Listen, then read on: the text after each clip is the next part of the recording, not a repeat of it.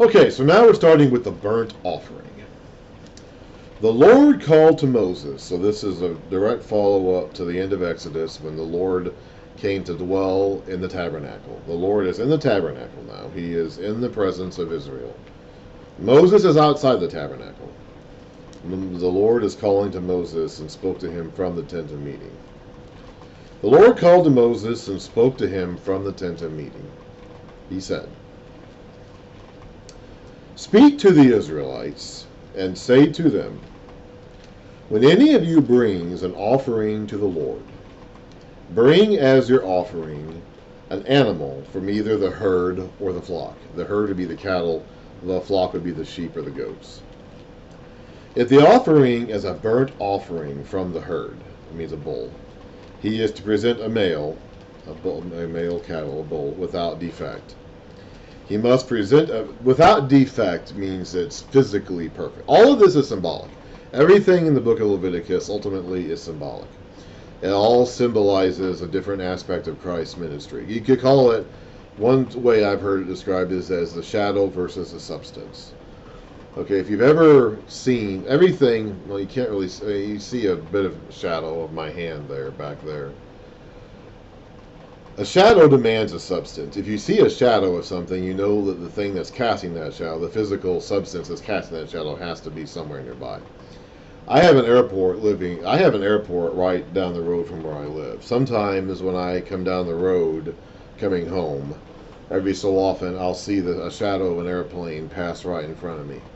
Sometimes the airplane itself is in such a position that I can't really see it from where I am sitting in the car. But I know there has to be one up there because I've seen the shadow of the airplane pass in front of me.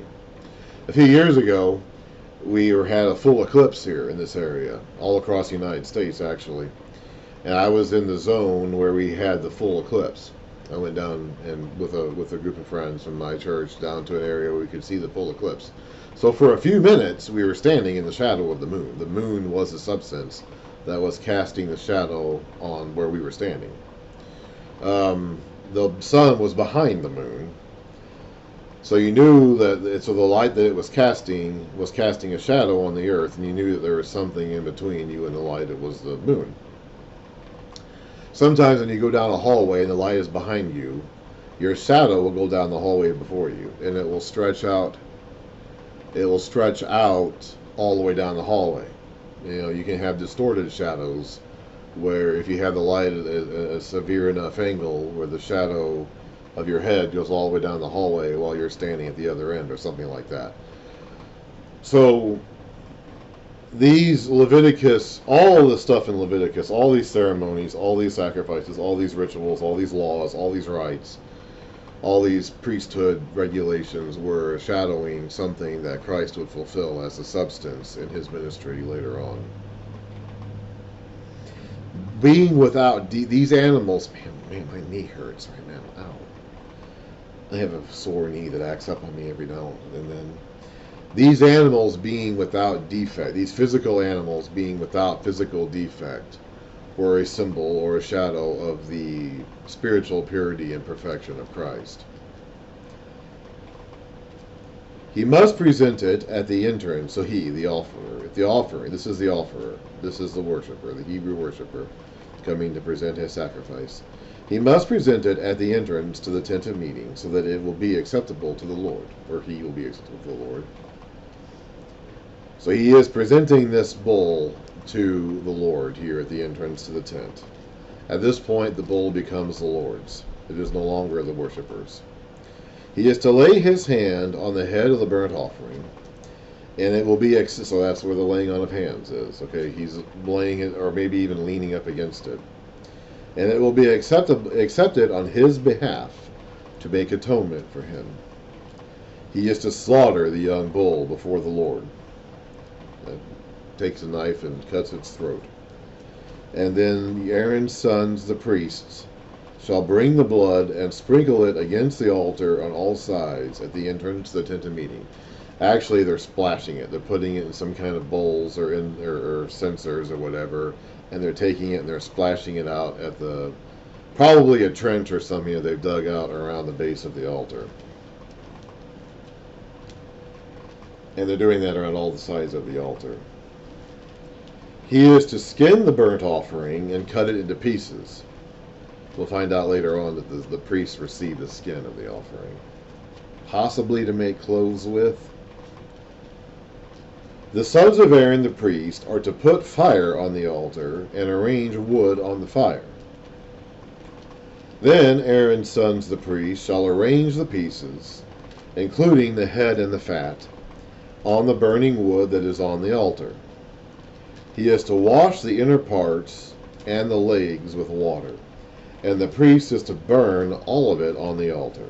It is a burnt offering, an offering made by fire, an aroma pleasing to the Lord. This is a pleasing aroma. Okay, so before we go any further, we need to kind of establish a couple of things about these sacrifices. Now hang on with me for a second. My legs hurt. I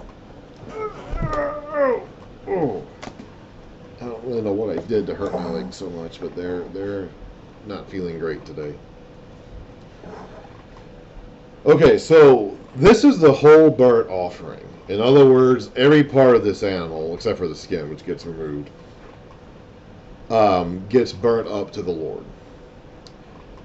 And so think of it in terms of, so this fire is being set, and the animal meat, all the animal except for the hide, is placed on the altar and burnt up and fumed up unto God.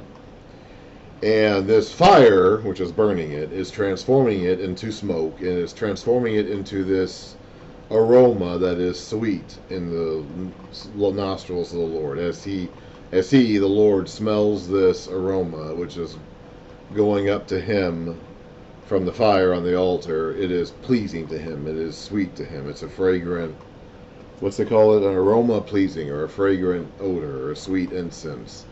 That means he's pleased with it. This animal is being transformed into a sacrifice, or transformed into a gift for the Lord. And the Lord is pleased with it. That's why it smells good to him.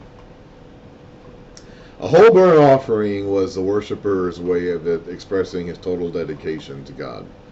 It was his way of saying that all that I am is yours, God. As this animal is completely consumed unto you, so should I be completely consumed unto you, completely devoted and dedicated to your service.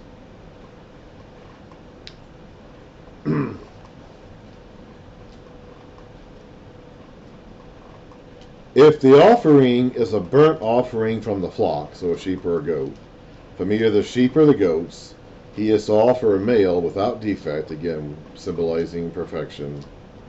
He is to slaughter it at the north side of the altar before the Lord. And Aaron's sons, the priests, on the north side. Now, the previous one wasn't specified exactly. It said he shall slaughter the young bull before the Lord. This one they specifically say is on the north side of the altar, before the Lord. And Aaron's sons, the priests, shall sprinkle its blood against the altar on all sides. He is to cut it into pieces, and the priest shall arrange them, including the head and the fat, on the burning wood that is on the altar. He is to wash the inner parts and the legs with water, and the priest is to bring all of it and burn it on the altar. It is a burnt offering, an offering made by fire, an aroma pleasing to the Lord. If the offering to the Lord is a burnt offering of birds, he is to offer a dove or a young pigeon. These would have been cheaper than bulls, sheep, or goats. So if you didn't have the funds to buy one of those animals, you could make do with one of these birds. The priest shall bring it to the altar, wring off the head, and burn it on the altar. Its blood shall be drained out on the side of the altar. He is to remove the crop with its contents, or the crop and its feathers. The meaning of the Hebrew for this phrase is uncertain. And throw it to the east side of the altar where the ashes are. He shall tear it open by the wings, not severing it completely, and then the priest shall burn it on the wood that is on the fire of the altar. It is a burnt offering, an offering made by fire, an aroma pleasing to the Lord. Let's skip down now to Leviticus 6 and get a few more words of instruction about these burnt offerings. The Lord said to Moses, "Give Aaron and his sons this command." So he's talking now more specifically to the priests. I gotta hang on a second here. Previously, they were talking more generally to the people who would be offering the sacrifices. Now these commands are more specifically addressed to the priests. These are the regulations for the burnt offering. The burnt offering is to remain on the altar hearth throughout the night till morning, and the fire must be kept burning on the altar. Now, we read earlier that there were supposed to be 2 sacrifices offered every day on behalf of the nation, the entire nation of Israel. One in the morning and one in the evening. Those are actually burnt offerings. So this section here is talking specifically about those twice daily required offerings that were not offered on behalf of any individual or any worshiper coming forward to present his. These offerings are really more like gifts. Okay, we think of it in terms of sacrifice. But in this, and that would, and the idea of like losing something would be added to this later. Like when Daniel wants to offer sacrifices, or we're going to find out later that the idea of losing something or it costing you something to offer these would be added to this later. But right now, these offerings are more like gifts. That's why the word offering is kind of more appropriate here than sacrifices, because they're more like gifts to God. Like this is what you're giving to God as a gift. And so when the whole burnt offering, which you just read about in terms of the individual worshiper going up and offering, he didn't actually have to do that. It was voluntary. Offering the whole burnt offering was a voluntary offering. You didn't have to offer the whole burnt offering. Why did it do that? That's weird. But the priests were required to sacrifice an offering every morning and every evening for the sake of the nation, not an individual offering being offered by any individual. So the burnt offering is to remain on the altar hearth throughout the night till morning, and the fire must be kept burning on the altar. The priest shall then put on his linen clothes, with linen undergarments next to his body, and shall remove the ashes of the burnt offering if the fire has consumed on the altar, and place them beside the altar. Then he is to take off these clothes and put on others, and carry the ashes outside the camp to a place that is ceremonially clean. The fire on the altar must be kept burning. It must not go out. Every morning the priest is to add firewood and arrange the burnt offering on the fire, and burn the fat of the fellowship offerings on it. The fire must be kept burning on the altar continuously. It must not go out. So I'm assuming if that it means that they always had to have some fire burning on the altar, that when they offered these other sacrifices, they were putting it on an altar that was already on fire. This would have been a full-time job to be a priest. That's why they didn't have any other vocation. They had to get their food and their herds and their stuff from the other tribes, because their lives had been dedicated all the time to doing these priestly duties.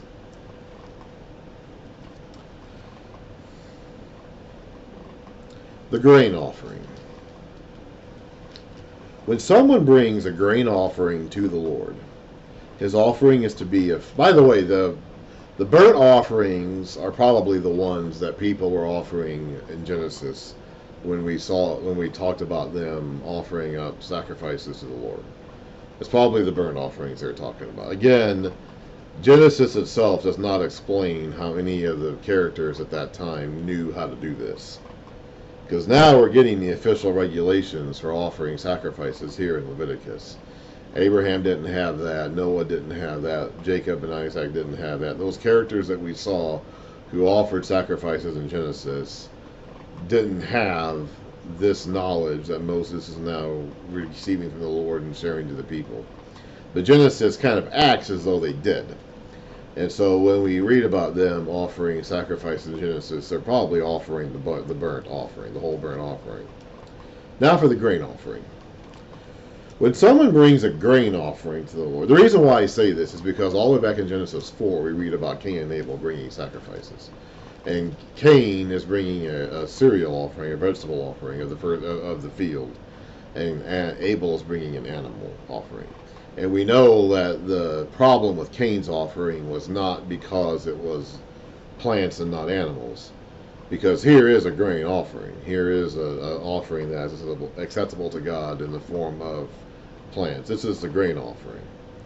So Cain's problem with this offering was not based on simply not offering an animal. When someone brings a grain offering to the Lord, his offering is to be of fine flour. He is to pour oil on it, put incense on it, and take it to Aaron's sons, the priests. The priest shall take a handful of the fine flour and oil, together with all the incense. Now, incense stands for prayers. We're going to find the concept of incense from now until Revelation consistently linked with the idea of prayers. And burn this as a memorial portion on the altar, an offering made by fire, an aroma pleasing to the Lord.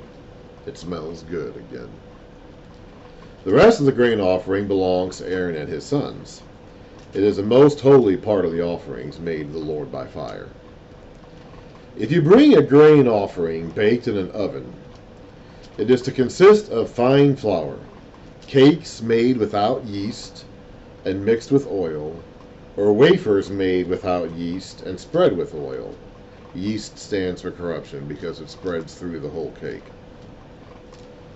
Yeast itself is not sinful. It's just used as a symbol of it. Used as a symbol of corruption here. If your grain offering is prepared on a griddle, it is to be made of fine flour mixed with oil and without yeast.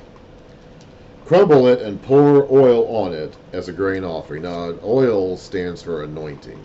You anoint people and things with oil. The priests and the prophets and the kings would be anointed with oil. So oil stands for anointing. Incense stands for prayers. If your grain offering is cooked in a pan, it is to be made of fine flour and oil.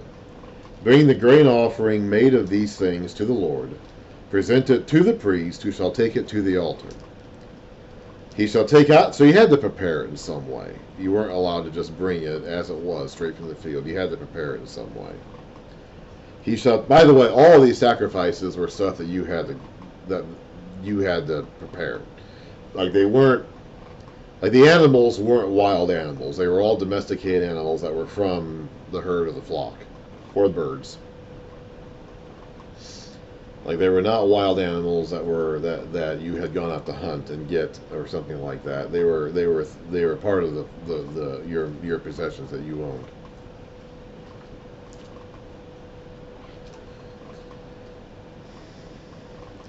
He shall take out the memorial portion from the grain offering and burn it on the altar as an offering made by fire, an aroma pleasing to the Lord.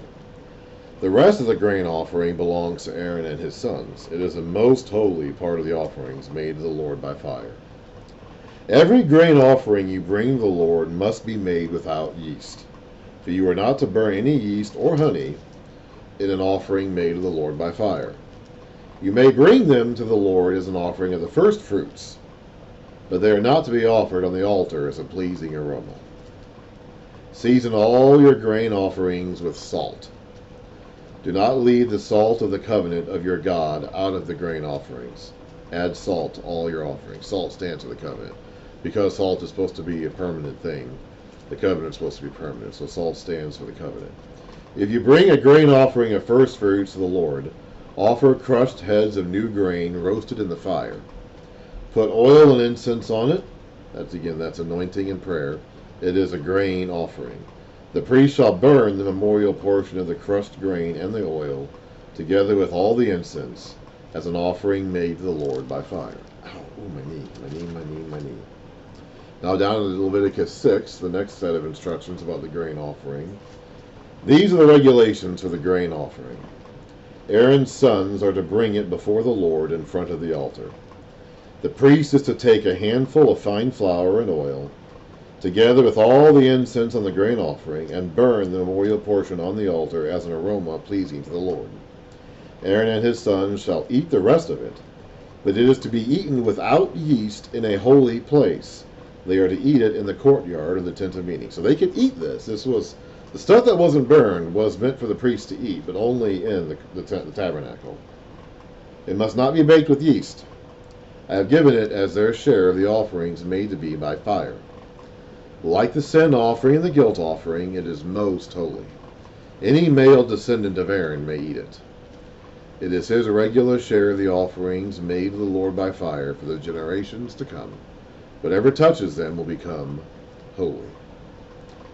The Lord also said to Moses, this is the offering Aaron. So I believe that when you see these new, the Lord also said to Moses, that's being said to Moses at a later point in time and added into this section. That's just what I believe. This is the offering Aaron and his sons are to bring to the Lord on the day he is anointed. This is be the anointing day of Aaron. A tenth of an ephah of fine flour as a regular grain offering, half of it in the morning and half in the evening. Prepare it with oil on a griddle. Bring it well mixed and present the grain offering broken in pieces as an aroma pleasing to the Lord. The son who is to succeed him as the anointed priest, that's the high priest, shall prepare it. It is the Lord's. So that would be going on even beyond Aaron's day. That's how they always anoint a new priest, a new high priest or whatever. It is the Lord's regular share and is to be burned completely. Every grain offering of a priest shall be burned completely. It must not be eaten. Okay, next up is the fellowship offerings.